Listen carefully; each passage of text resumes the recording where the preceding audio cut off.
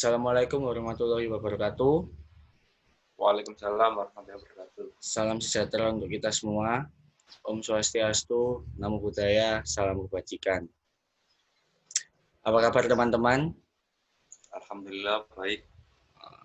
Semoga sehat selalu dan terima kasih buat teman-teman yang sudah menyempatkan waktu untuk join di acara webinar saya kali ini. Di acara webinar kali ini, kita akan membahas tentang pengaruh PSBB di kalangan driver ojek online. Seperti yang kita ketahui, di era sekarang merupakan era perkembangan teknologi yang semakin pesat, yang menciptakan sebuah inovasi baru yang semula yang ojek biasa menjadi ojek online, yang tentunya ojek online merupakan transportasi umum yang menggunakan internet untuk memesannya.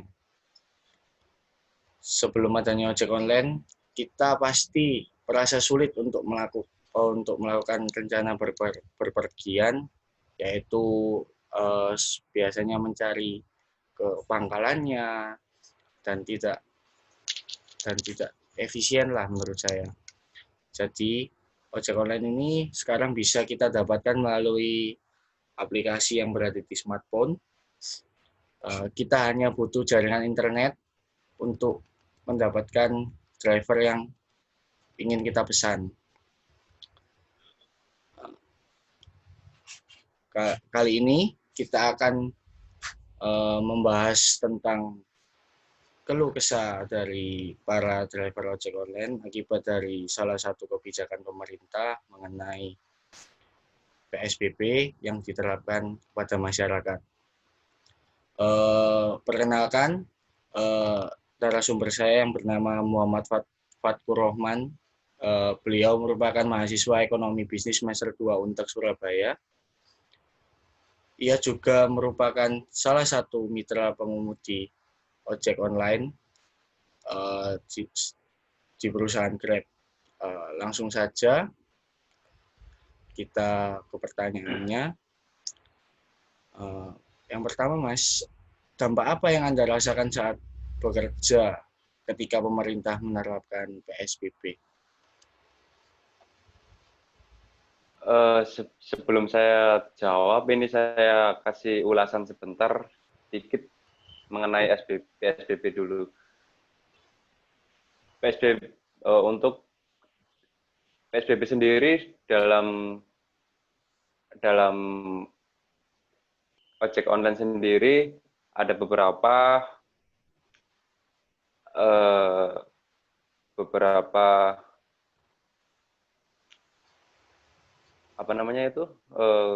peraturan-peraturan yang harus dijalankan oleh ojek online sendiri.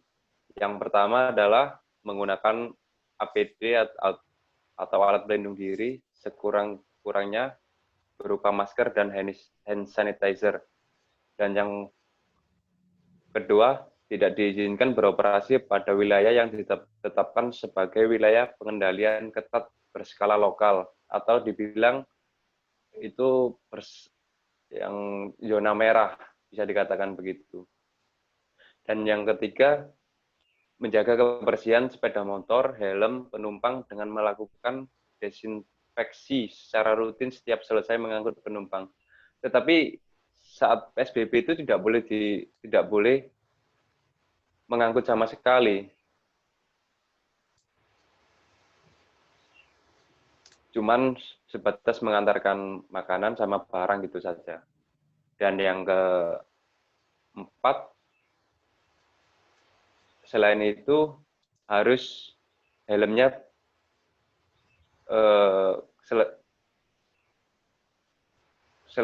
selesai itu helmnya harus keadaan yang bersih, tidak boleh sampai tidak dicuci. Itu aja sih dalam PSBB itu yang untuk ojek online. Dan dampaknya yang dirasakan saat ini, yang pertama adalah kesulitan mendapatkan orderan. Dan hampir menurun sekitar 50%-an dari semula yang sebelum PSBB itu terjadi. Karena apa? Perekonomian menurun, jarak harus dibatasi dengan social distancing, physical distancing, dari mitra driver kepada customer.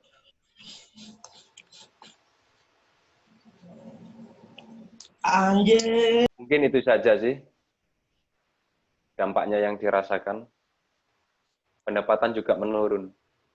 Jadi gini Mas, berarti setiap hari kalau Masnya bekerja itu berarti selalu membawa seperti kayak hand sanitizer, mungkin tisu basah buat penumpangnya, atau Masnya sendiri menyediakan untuk penumpang, atau penumpangnya sendiri yang biasanya menyediakan Kalau sendiri? hand sanitizer setiap hari bawa dan selalu sedia dan selalu pakai masker Eh, dan selalu jaga jarak dengan customer. Kalau jaga jarak nih Mas ya, itu Ya, semacam gimana ya jaga jaraknya? jaga Kalau kalau jarak. kalau semisal sepeda motor kan waktu Ya, PSBB kan dilarang tuh Mas berboncengan kecuali satu benar-benar. kartu keluarga. Jadi bagaimana itu? Kalau jarak sih, jaga jarak sih itu semisal mengantarkan makanan tidak boleh saling bersentuhan. Misal ditaruh di suatu tempat dan disuruh customer itu mengambil yang barang itu diletakkan. Jadi jaraknya minimal 3 meteran. Jaraknya minimal 3 meter Mas. Itu Ya, udah cukup protokol yang cukup efisien sih Mas. protokol kesehatan. Ya, Yang cukup efisien sih Mas. Kalau kalau apakah apakah Anda atau teman-teman ojek online mendapatkan bantuan dari pemerintah atau dari donatur biasanya, Mas? Apakah mendapat kalau bantuan dari salah satu itu, Mas? kalau kalau selama ini dari pemerintah cuman sebagian sih itu yang apa tuh kartu prakerja itu. Iya, tapi tidak semua mendapatkan. Tapi lebih banyak itu yang lebih dari yang dari donatur di mana banyak sembako-sembako gratis gitu. Dan Oh, itu terus pembagian hand sanitizer gratis, terus dari para donatur itu masker-masker gratis itu. Dari para donatur yang lebih banyak sih. dari para donatur yang lebih banyak, Mas ya. Ya, Kalau benar. boleh tahu, Mas, kan sistemnya pemerintah ini kan dulu sempat saya baca di berita ya, meringankan tentang cicilan-cicilan yang Masnya punya. Jadi kayak dikasih jeda setahun, kalau nggak 2 tahun, kalau nggak salah, Mas. Itu benar nggak sih, Oh Mas? iya ya. Kalau ojek online itu? Itu memang dari Grab sendiri mengisi formulir untuk meringankan beban cicilan tersebut. Tapi dari pihak apa namanya itu Leasing, Mas. leasingnya itu juga memahami ketika ditelepon untuk mengajukan penambahan itu penambahan waktu waktu apa cicilan lebih lama tapi bebannya itu dikurangi seperti itu. Oh, bebannya jadi lebih dikurangi gitu ya, Mas. Ya, Tapi lebih dikurangi, lebih bukan dikurangi. tidak dihilangkan, tapi Oh, dikurangi, tapi waktu waktu angsurannya itu waktunya ditambah sesuai kayak kontrak baru gitu. oh gitu. Ya. Hmm, ini saya mau tanya nih, Mas. Mau tanya lagi. Apa masih ada teman atau customer Anda ya yang masih tidak peduli, tentang pandemi virus corona ini? Kalau tidak peduli dari customer juga ada, dari driver juga ada. Yang dari customer sendiri tidak memperdulikan itu, yang pertama dia itu soal kebutuhan di mana dia itu tidak pakai online tapi dia memesan dengan cara offline. Nah, kalau dari driver sendiri, yang ada yang peduli dan ada yang tidak. Yang peduli dengan cara mengikuti peraturan dari pemerintah. Itu tadi dengan jaga jarak, terus pakai masker, hand sanitizer, rajin-rajin bercuci tangan. Yang tidak peduli mungkin soal ekonomi sih, mungkin masih ekonomi dalam artian kebutuhan ekonomi itu sangat perlu dan bukan menginginkan apa ya, kebutuhan itu harus terpenuhi dengan cara apapun tanpa memperhatikan protokol dari pemerintah.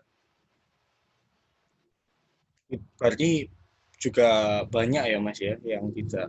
Masih banyak sekali. Masih banyak sekali Mas ya. Bukan Masih hanya satu dua lagi, bahkan masih banyak. Bukan hanya satu. Menurut Anda sih, bagaimana cara Anda agar tetap melindungi diri dari pandemi ketika Anda sedang bekerja? Kalau melindungi diri itu, yang pertama harus itu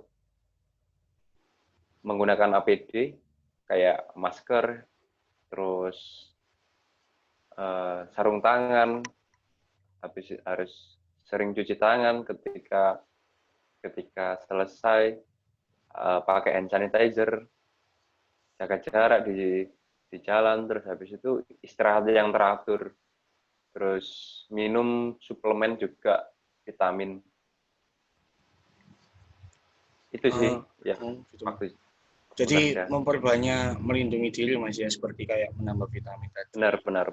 Agar lebih fit ya tubuhnya Mas ya, dan tidak juga gampang kecapean. Kenapa Anda masih tetap bekerja di tengah pandemi ini? Kenapa masih bekerja? Bukannya kan banyak tuh orang-orang yang takut karena virus corona ini dan lebih memilih di rumah saja gitu Mas. Tapi Masnya bekerja masih tetap bekerja. Apa ya? Yang pertama itu soal kebutuhan ekonomi. Banyak yang harus dicukupi, misal keluarga, maksudnya orang tua bisa terus buat jaga-jaga nanti kalau ada kebutuhan yang tak terduga, yang tiba-tiba terus buat mencukupi kehidupan, misal buat makan, itu tadi buat bayar kuliah, angsuran, SPP, ya masih banyak lagi sih. Jadi Masnya intinya itu bukan soal tidak peduli dengan kondisi pandemi saat ini, tapi lebih ke kebutuhan sih. Lebih ke kebutuhan Mas ya. Jadi Masnya bekerja ini untuk membayar SPP sendiri Mas ya, untuk kuliah Masnya ya. Oh, tuh hebat Mas. Jadi ya dijalankan saja. Hal-hal apa saja yang Anda lakukan ketika PSBB berlangsung? Dan apakah Anda memiliki pekerjaan lain sebagai ojek online? Pekerjaan sampingan mungkin Mas, atau gimana? Kalau selain ojek online, itu berjualan di marketplace. Iya. Online, jual online, terus habis itu selain bekerja di rumah juga bisa belajar mendesain, terus belajar bermain musik kayak gitar gitu, lebih banyak belajar, dan masih banyak lagi. Nanti waktu selesai pandemi ini bisa diterapkan setelahnya. Jadi bisa diterapkan setelahnya Mas ya. Diaplikasikan setelah selesai PSBB ini. Jadi Dari yang seperti nanti dari yang sebelumnya belum bisa jualan online, sekarang belajar jual online. Nah, itu terus habis itu yang di rumah cuman nggak ngapa-ngapain, cuman rebahan. Sekarang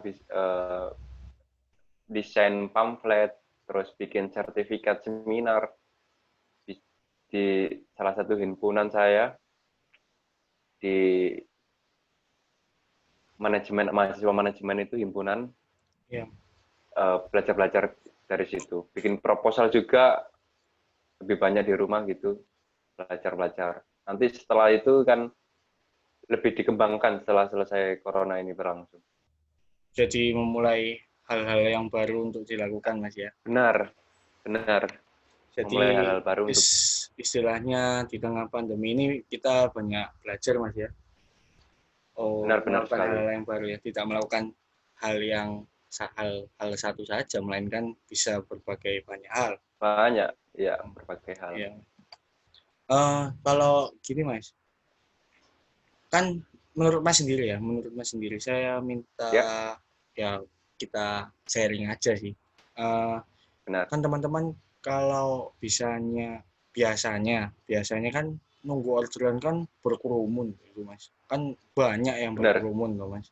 Itu apakah menurut Mas sendiri ikut berkerumun atau menjauh? Tapi alasannya kenapa Mas kok?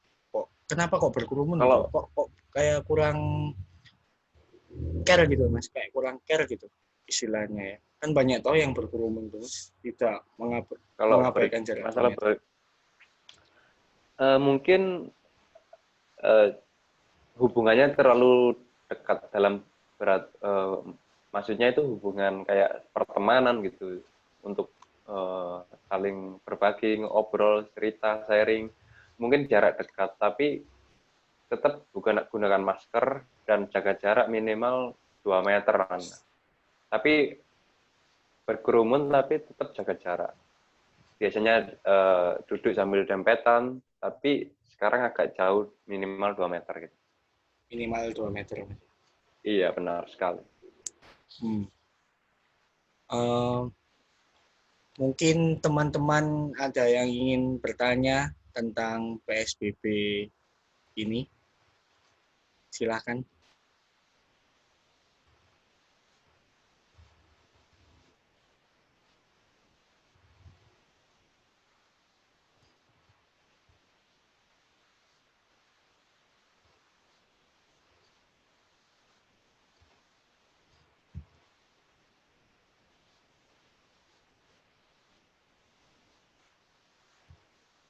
Berarti setiap hari Masnya bekerja terus ya, walaupun Tiap hari bekerja terus. ini kan udah nggak PSBB ya Mas ya. Ini kan sudah tidak Benar. PSBB. Apakah sudah aplikasi sudah bisa dipakai untuk mengangkat penumpang atau mengantar jemput penumpang gitu? Apakah Uh, setelah selesai PSBB belum belum dibuka aplikasi penumpang, tapi saat ini udah seminggu setelah selesai PSBB itu sudah dibuka. Jadi bisa mengantarkan. jadi bisa mengantar dan menjemput penumpang Mas? Ya, benar. Hmm, jadi berarti kesibukan Mas sekarang kalau di rumah ya desain-desain kayak belajar-belajar yang marketplace kayak gitu Mas ya berarti ya. Marketplace, benar. Itu biasanya kalau di marketplace jualan apa Mas kalau boleh tahu? Mulai bisnis dari apa? Bisnis itu lebih ke reseller sih, jual sepatu, kita memposting, terus habis itu mempromosikan di menggunakan sosial media kayak Instagram, terus upload di Tokped gitu. Upload di Tokped Mas ya. Berarti Iya, benar sekali. mengambil berarti Masnya tangan kedua ya berarti ya, menjual tangan Benar-benar kedua ya. tangan kedua. Jadi Ya, itu yang bisa. Tapi teman-teman saya lihat ada yang kadang bisa nyambi daripada kan PSBB ini kan katanya Masnya kan hampir menurun 50% pendapatannya. Benar Nah, sekali. itu kalau nggak salah pernah saya lihat teman-teman itu kayak ada yang menjual tisu, menjual apa saja lah yang pokoknya yang bisa dijual. Apakah benar nggak, Mas? Benar sekali, itu buat apa, kebutuhan eh, sehari-hari. Misalkan kalau ada peluang apa, masker banyak dari teman dijual, bisa buat apa ya, menyambung menyambung kehidupan, buat makan sehari-hari kayak gitu. Jual masker, jual apa, hand sanitizer yang kecil-kecil itu bisa juga sih. Jadi itu kalau dari pihak pihak ojek online-nya, pihak perusahaan Grab-nya itu boleh nggak Mas kalau kayak gitu? Misalnya kita menjual gitu. Tetapi Eh, pakai seragam Grab sebetulnya. Kalau dalam peraturan sih nggak ada, tapi kalau emang benar-benar mau menjual dengan sopan, dengan apa, tidak harus menyuruh membeli, itu tidak apa-apa sebenarnya, dengan cara sopan menawarkan. Mungkin teman-teman ada yang ingin bertanya lagi tentang tema kita kali ini. Silahkan.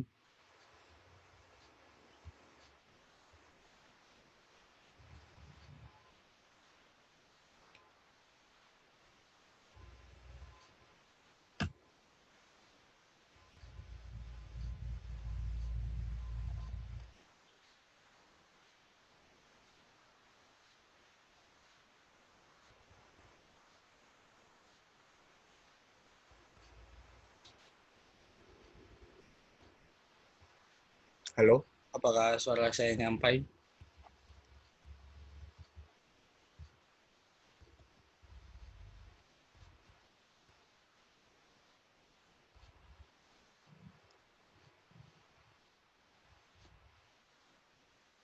Lalu yang mau bertanya silakan.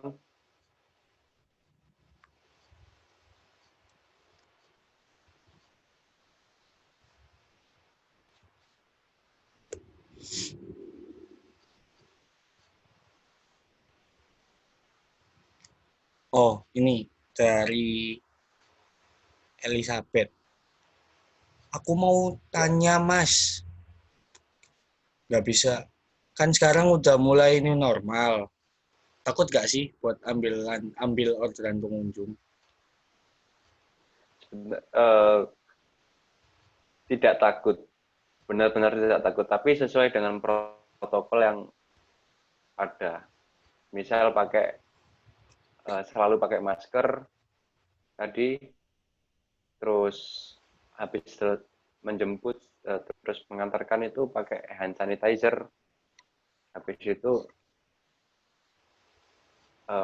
pakai, yang penting tertutup sih, jaket, terus sepatu, nggak boleh sampai cuman pakai sendal, terus nggak pakai sarung tangan. Itu sih, yang penting tertutup dan nggak boleh sampai bersentuhan, jaga jarak selalu. Nggak apa-apa sih itu, nggak ada takutnya. Soalnya itu juga kebutuhan. Jadi kalau semisal kayak di resto, berarti masnya juga nunggunya hampir sama mas, nggak berkerumun juga ya? Kan biasanya kan, Sama, oh dikasih jarak, dikasih jarak juga. dikasih jarak juga. Tapi biasanya sih penumpang apa kayak customernya di resto itu biasanya kan masnya kan tahu toh biasanya kalau misal ada orang customer makan di resto itu masih boleh apa enggak dan masih ada enggak Kalau selama PSBB tidak boleh, tidak diperbolehkan, harus take away. harus take away tapi masih ada enggak yang nyolong-nyolong gitu. Nyolong, ada sih banyak, makan sambil berdiri. Oh makan Di sambil berdiri biasanya, makannya. iya, di kasirnya, belakang kasirnya itu sambil berdiri makan. Makan sambil Mungkin mungkin dalam perjalanan jauh mungkin makan di tempat gitu masih banyak. Masih banyak. Emang kursi-kursi meja udah nggak disediakan. Oh, cuman dari pihak restonya kursi-kursi dan meja-meja sudah tidak Tidak disediakan. disediakan. Tapi saya tanya, Mas, pernah nggak sih Ya, Masnya itu nganter ke tempat orang PDP atau ODP gitu? kalau bilang gitu ya, ya pasti nggak tahu lah. Kalau tahu mungkin mungkin eh, orang itu nggak berani bilang. Tapi, Kalau iya Mas. ya Iya, lanjutkan Mas. kalau mengantarkan orang tersebut ODP atau PDP itu bukan nggak pernah sih, kita Kita nggak tahu Mas. nggak tahu, dan orang tersebut tidak bilang gitu. Berarti cara mencegahnya ya mengikuti protokol tadi, Pak, ya Mas ya. Protokol kesehatan ya, Kayak setiap habis nganter langsung kita cuci tangan, terus selesai pulang ke rumah jadi ganti baju, lepas pakaian semua Mas ya. benar-benar sekali. Ada lagi yang Ingin bertanya, tanya? silakan.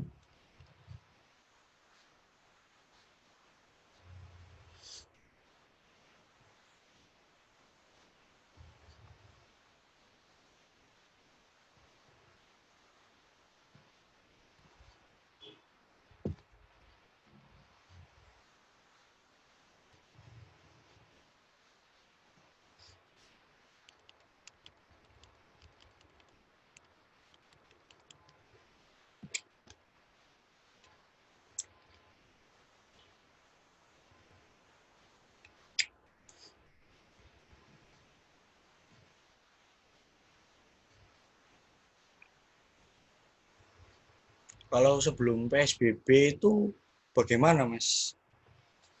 Kan sebelum PSBB kan corona sudah masuk Surabaya tapi tidak terlalu Ya, menyebar kan dan tidak terlalu iya. banyak. Itu menurut Mas lebih efisien tidak PSBB atau lebih efisien PSBB menurut Masnya aja? Kalau awal corona muncul, pendapatan mengurang 20%-an dari yang semula. Dapat 80%-an lah. Ketika PSBB itu berlangsung, pendapatan itu menurun secara drastis jadi 50%. Gitu. Lebih, tapi kalau dari segi pendapatan sendiri mendingan tidak pakai PSBB. Lebih mending tidak pakai PSBB dan menjalani ini normal gitu Mas, seperti biasa. Benar, benar, benar. Berarti kan tapi kan kalau ini normal kan banyak resiko yang ditanggung dong Mas. Mas. Benar, benar. Nah, kayak misalnya kita nggak tahu orang itu PDP atau ODP yang keluar, entah berkeliaran dengan bebas itu kan ini normal, tidak. Ya, tapi tetap diawasi. Tapi kan tidak tidak membuat masyarakat itu tidak berkerumun, no? Pasti akan berkerumun ya Mas ya. Pasti. Harus saling menjaga jarak itu tadi. Saling apa? Eh, waspada lah intinya itu. Intinya saling waspada Mas ya. Waspada.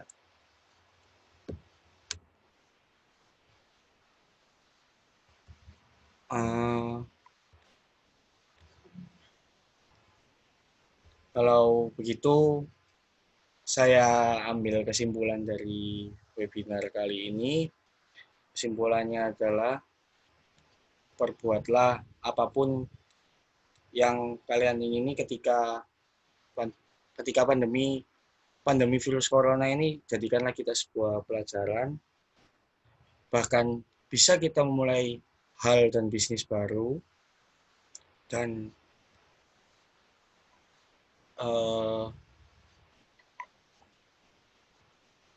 tetap jaga protokol kesehatan demi keluarga di rumah seperti cuci tangan dari sehabis keluar dari rumah cuci tangan sebelum masuk rumah, ganti baju, kalau bisa diusahakan untuk bersih badan. Jadi seperti itu Mas. Terima kasih buat atas teman-teman yang sudah melihat dan terutama pembicara kami yaitu Mas Fatur Roman. Terima kasih banyak Siap. Mas. Sama-sama, Mas. Begitu saya tutup. Wassalamualaikum warahmatullahi wabarakatuh. Waalaikumsalam warahmatullahi wabarakatuh.